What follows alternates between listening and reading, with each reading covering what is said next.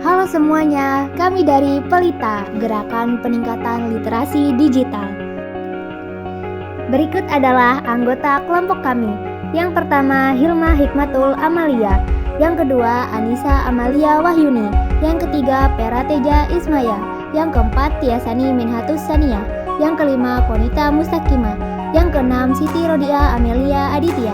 Yang ketujuh, Umu Mahla Tusifah. Yang kedelapan, Arin Ariana. Yang ke-9 Fahmi Abdul Halim, dan yang ke-10 Nova Rifki Soleha. Seiring perkembangan zaman, internet dan teknologi digital muncul dan memengaruhi kehidupan manusia. Internet dan teknologi digital memang memiliki banyak keuntungan bagi manusia. Contohnya seperti mempermudah komunikasi dan mempercepat layanan. Internet menjadikan jarak bukan lagi sebagai masalah. Meskipun begitu, internet juga memiliki dampak buruk bagi kehidupan manusia. Dampak buruk dari adanya teknologi dan internet adalah munculnya kejahatan dunia maya atau cybercrime dan menyebarnya hoax atau berita palsu yang akan dibahas dalam sosialisasi Pelita berikut ini. Hoax ini merupakan berita bohong, berita palsu, atau informasi yang belum jelas faktanya, atau informasi yang tidak benar seperti itu. Jadi hoax itu adalah berita bohong atau berita palsu. Nah, dilanjut, di sini ada faktor-faktor penyebab kemunculan konten hoax. Nah, faktor di sini ada 3. Yang pertama, ada mudahnya akses terhadap alat komunikasi, kemudian kebiasaan membagikan informasi tanpa adanya validasi, dan yang ketiga itu rendahnya minat membaca. Nah, ini cara mengenali konten hoax. Nah, yang pertama itu informasi berasal dari situs yang tidak percaya. Nah, jadi terus kejadiannya tidak jelas, lokasi peristiwa tidak jelas, kemudian pemaparan informasinya pun menekankan isu seputar sara itu kan suku, adat, ras, agama. Nah, kemudian kontennya itu aneh dan menyudutkan satu pihak. Kemudian proses penyebaran informasi juga dilaksanakan oleh akun palsu atau cloningan. Informasi yang disampaikan tidak berulang bagi pihak yang terlibat. Kemudian alur cerita yang tidak jelas, karena kan kalau namanya bohong ya berarti otomatis alur ceritanya juga nggak jelas. Nah, kemudian tidak adanya kesinambungan tata bahasa dan penggunaan kalimat. Nah, salah satu penggunaan bahasa yang provokatif. Jadi dalam isi konten tersebut biasanya kata-katanya itu lebih mengadu dombakan antara satu pihak dengan pihak yang lain. Nah, contoh isu hoax di Indonesia. Yang pertama itu isu hoax jual beli isu hoax jual beli untuk utang negara. Nah, ini merupakan salah satu contoh hoax ya di Indonesia. Ini adalah benar. Kemudian ada isu hoax pembangkit listrik tenaga hampa. Lanjut, nah ini ada tips mengatasi hoax di media sosial. Nah, yang pertama itu senantiasa berhati-hati terhadap judul yang provokatif dan mencermati alamat situs dan berita dengan baik. Nah, tadi sudah dijelaskan juga kan. Nah, kemudian memeriksa kebenaran atau fakta informasi dari berita yang buruk. Kemudian melakukan pengecekan akan keaslian foto. Nah kemudian mencoba untuk ikut serta dalam grup diskusi anti hoax. Nah, ini banyak ya di Facebook. Dan adanya teknologi informasi yang berkembang saat ini bisa kita manfaatkan dengan informasi yang kita inginkan itu bisa lebih efisien, lebih cepat gitu. Dan juga kita bisa berhubung dengan siapapun, dimanapun, dan kapanpun. Itu adalah satu sisi positif dari adanya perkembangan komunikasi yang saat ini. Jadi ya, kalau sisi negatifnya sendiri itu ada bumerang tersendiri bagi kita gitu. Kita bisa menjadikan menjadi celah bagi para penjahat untuk bisa memuaskan hasrat mereka. Crime tersendiri itu bisa didefinisikan sebagai suatu kejahatan yang ada di dunia maya. Jadi cyber itu artinya dunia maya, crime itu adalah kejahatan gitu kan. Jadi bukan kejahatan yang berada di dunia maya. Begitu. Nah, oke. Nah, sini saya akan sedikit memaparkan jenis-jenis apa saja yang disebut sebagai cybercrime gitu kan ya. Nah, yang pertama itu ada pencurian identitas. Jadi pencurian identitas ini biasanya adalah jenis cybercrime yang sering dilakukan dan biasanya pelaku akan meretas website korban dengan mencuri berbagai segala informasi pribadi di dalamnya. Kemudian digunakan dengan untuk hal-hal yang tidak tahu gitu ya, hal-hal yang negatif lah intinya. Nah, biasanya. Terus yang kedua ada cracking. Nah, cracking ini adalah pelaku yang mencari kesalahan atau mencari kelemahan dalam suatu sistem komputer untuk bisa melakukan crack atau bajak gitu kan ya, membajakan dengan masuki sistem komputer secara ilegal gitu. Nah, jadi cybercrime yang ketiga itu ada penipuan OTP gitu kan. OTP itu apa sih? OTP itu adalah singkatan dari on time password gitu kan. Jadi OTP ini biasanya adalah kode password yang biasa digunakan kita saat melakukan proses verifikasi gitu kan ya, entah itu verifikasi aplikasi, website apapun lah gitu ya. Nah, jenis cybercrime phishing itu tindakan kejahatan yang mencuri informasi pribadi korban dengan mengaku sebagai sebuah instansi atau layanan tertentu dengan next slide. Nah, kali ini adalah pencurian data suatu dari data kartu kredit seseorang. Nah, untuk melakukan transaksi keuangan secara ilegal dan dapat mencairkan saldonya ke rekening pelaku. Jadi, kartu ini suatu kejahatan cybercrime yang berhubungan dengan kartu kredit gitu kan ya. Jadi itu ada online roaming. Nah, ini salah satu kejahatan cybercrime yang cukup jijik sih menurut saya, karena di sini adalah modus kejahatan dari kejahatan kelamin gitu, dengan cara jadi dia pelakunya membujuk dan mengambil korban, dan biasanya korban-korban itu adalah anak-anak di bawah umur gitu kan ya.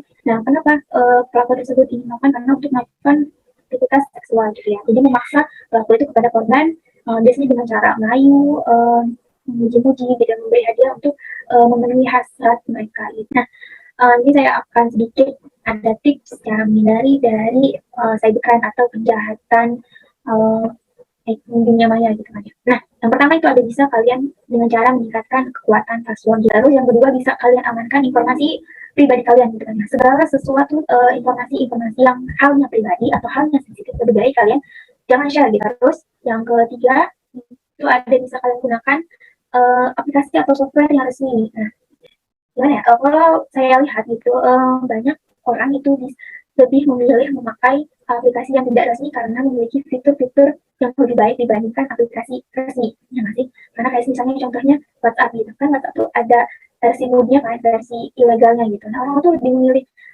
yang ilegalnya karena di situ ada fitur-fitur yang bagus gitu kan ya. Jadi lebih baik mulai dari sekarang untuk menghindari aplikasi-aplikasi tidak resmi. Lebih baik kalian membayar lebih gitu kan, walaupun sebenarnya aplikasi yang kita gunakan itu kebanyakan gratis gitu kan ya. Jadi lebih baik pakai aplikasi-aplikasi yang resmi gitu untuk menjaga informasi kalian gitu, menjaga keamanan kalian agar tidak gampang diretas. Karena tidak menutup kemungkinan ya kalau pakai aplikasi yang tidak resmi itu bisa aja kita menimbulkan kejahatan-kejahatan yang tidak kita ketahui gitu kan. Jadi lebih baik mulai dari sekarang pakai aplikasi dan software yang resmi, baik di HP maupun di laptop gitu.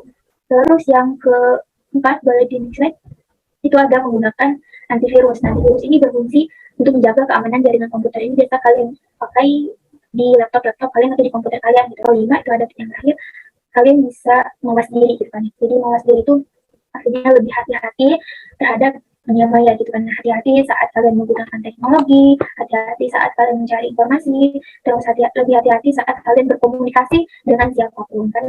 Nah, mungkin itu aja gitu kan ya, informasi sedikit tentang cybercrime, tentang cyber jenis dan juga tips-tips dari saya. Jadi semoga informasi yang saya sampaikan ini bisa lebih aware kalian dalam mengaplikasikan sesuatu, dalam mencari sesuatu gitu kan ya. Walaupun memang dari kalian yang sudah mengetahui, nah lebih baik ilmu-ilmu yang sudah disampaikan hari ini kalian share kepada orang lain biar lebih orang lain itu lebih tahu gitu ya, terutama kedua orang tua kalian gitu, sanak saudara kalian gitu, kalian lebih hati-hati dalam bersosial media gitu ya, mencari informasi gitu. Begitu mungkin sedikit dari saya kembalikan lagi kepada moderator.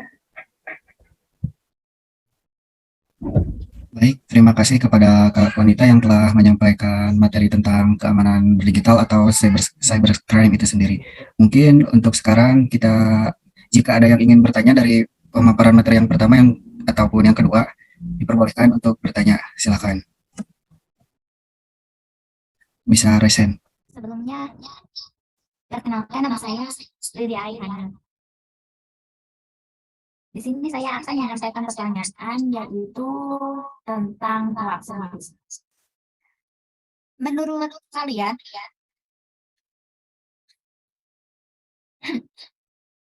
kalian, alasan seseorang membuat hoax itu apa? Sudah seperti pertanyaannya. Terima kasih. Oke, terima kasih Kak. Nah, untuk selanjutnya ada lagi yang ingin bertanya. Oke, Saudari Putri Nuir Asia. Untuk pertanyaannya silahkan untuk dipaparkan ya. Assalamualaikum warahmatullahi wabarakatuh. Waalaikumsalam warahmatullahi wabarakatuh. Perkenalkan, nama saya Putri Nur Asia. Izin bertanya, yaitu pertanyaan saya, bagaimana cara kita tahu, kan tadi ada tentang cybercrime ya. Jadi gimana caranya kita tahu kalau akun-akun kita itu diretas? Itu saja. Sekian, terima kasih. Wassalamualaikum warahmatullahi wabarakatuh. Waalaikumsalam. Baik, terima kasih Kak atas pertanyaan. ke sesi tanya jawab gitu ya. Nah, untuk pertanyaan pertama akan dijawab oleh Kak Pera gitu ya. Tadi pertanyaannya bagaimana alasan seorang melakukan hoax?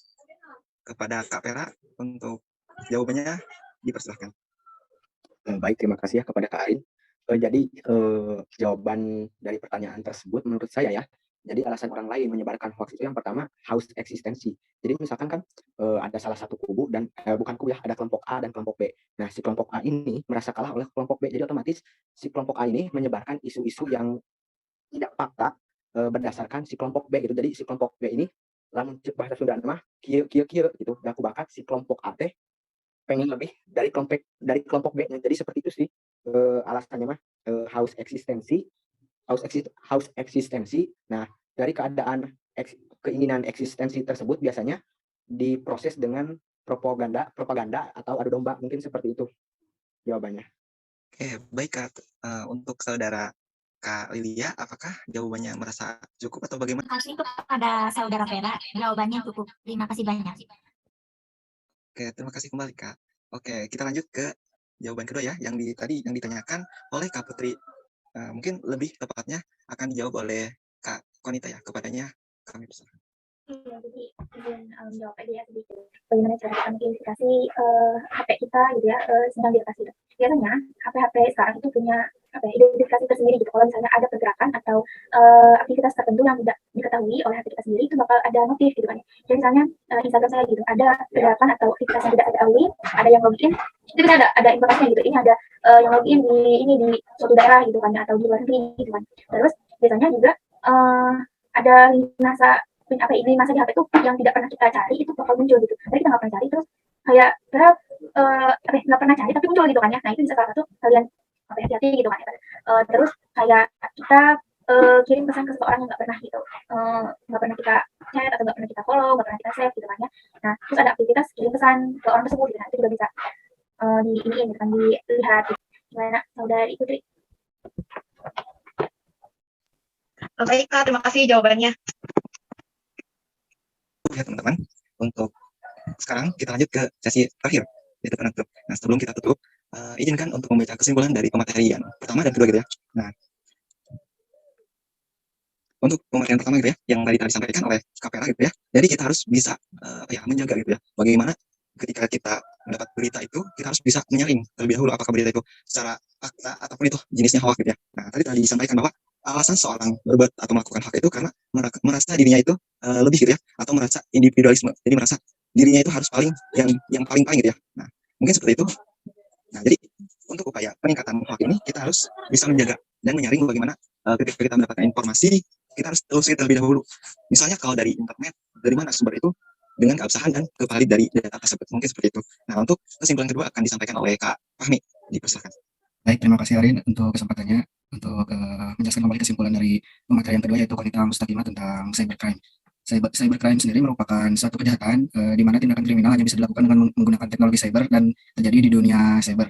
Nah, kemudian bentuk-bentuknya ialah seperti pencurian identitas, kemudian tracking, dan penipuan OTP, phishing, carding, serta online grooming. Untuk menghindari kejahatan digital atau cybercrime itu sendiri, yang pertama ialah meningkatkan kekuatan password akun kita agar tidak mudah dibobol oleh orang lain. Kemudian mengamankan informasi pribadi agar tidak terbobol oleh orang lain. Kemudian yang ketiga ialah menggunakan aplikasi atau software resmi dan tidak bajakan. Kemudian ialah menggunakan antivirus agar malware atau apapun itu yang masuk ke dalam komputer kita tidak masuk. Kemudian yang terakhir ialah mawas diri. Mungkin seperti itu, dikembalikan.